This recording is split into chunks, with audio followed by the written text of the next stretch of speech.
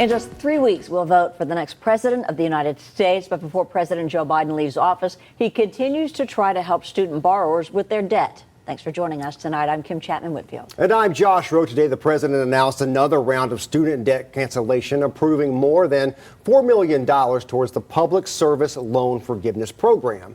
This promising loan forgiveness to public sector workers like teachers and nurses after they've made 10 years of qualifying payments. According to the Department of Education, as of the third quarter of 2024, more than 42 million Americans hold federal student loan debt. Our Mary Beth Mangrum joins us now in studio. She spoke with eligible borrowers who say they are now able to keep more money in their pockets. Mary Beth.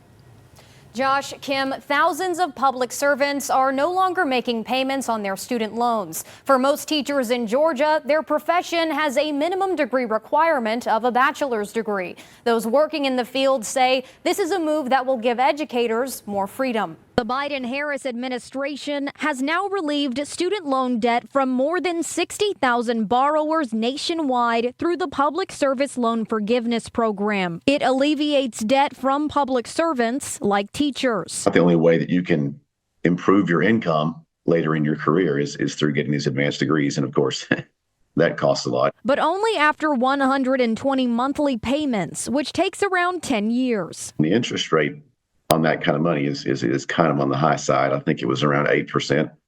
So, 10 years worth of payments really didn't get you that far. But that decade of service opens more than one door for teachers in Georgia. It was nice to have that loan forgiveness to ease up on the budget.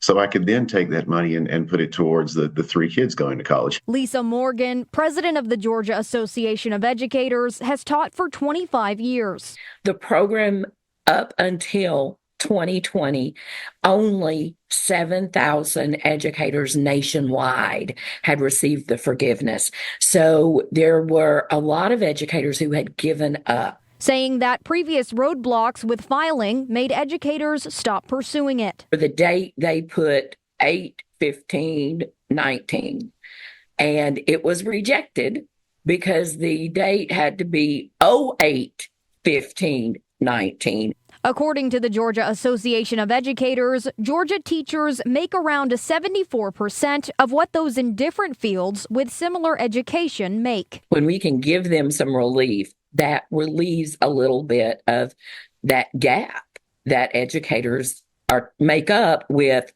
a second job, a summer job, all those things that educators do to help make ends meet.